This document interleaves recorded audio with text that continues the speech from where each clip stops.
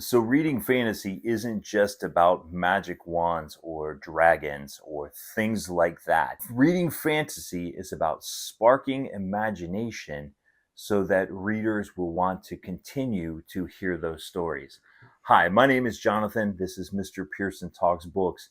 I'm an elementary school teacher who reads middle grade fiction so I can make recommendations to my students, to their parents, and to other teachers. Today, I'm going to share with you 5 more fantasy books that are perfect for the beginning of the school year. First up, what I want to suggest is the Wings of Fire series, but specifically Wings of Fire Book 1, The Dragonet Prophecy by T. Sutherland.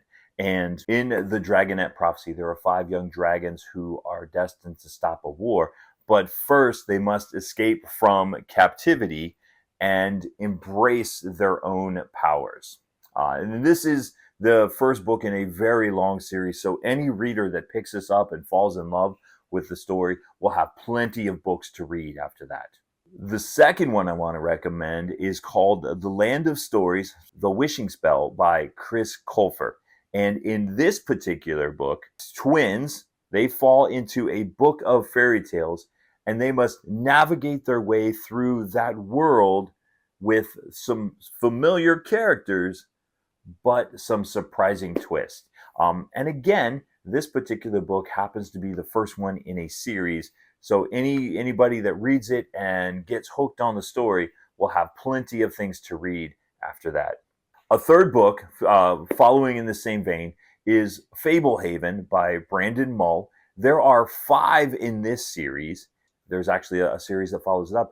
But this is the story of Kendra and Seth, and they discover that their grandparents are actually the caretakers of a reserve that's full of monsters and other things.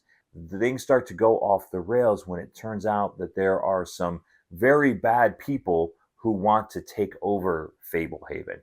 So if you happen to have a reader that likes monsters and action and chase scenes and big epic battles, Fablehaven would be the right book for them. Another book is the book called Furthermore by Tahereh Mafi. And in this particular book, it's in a whimsical color-soaked world. Alice must navigate through some strange lands to find her missing father. Now, I'll be honest, I have not read this one, but it did come very highly recommended, and it is on my list to read at some point in the very near future. And then the 5th book, again, another book that I haven't had the opportunity to read yet, but it keeps popping up in various things that I look at. And this is called The Jumbies by Tracey Baptiste. And The Jumbies is actually a Caribbean type story based on Caribbean folklore.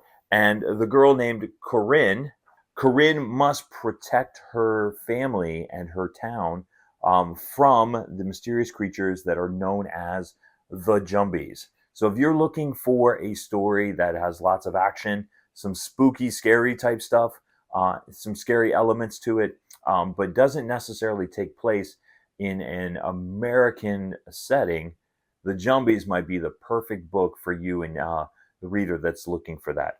So whether it's dragons or fairy tales or magical adventures, these 5 fantasy books are the perfect way to start off a new year with a sense of wonder and imagination. So which of these do you think that your students or your children would be most interested in reading? I'd like to know, so leave the title down in the comments, or if you have a recommendation, you can leave that down in the recommendation as well. Now, this particular video was part 2, and if you are interested in seeing part 1, I will post a link to that here at the end. But please like and subscribe to my channel if you are enjoying these conversations, and be sure to share this video with someone who is looking for some book recommendations. And as always, my name is Jonathan. This is Mr. Pearson Talks Books, and we'll see you next time.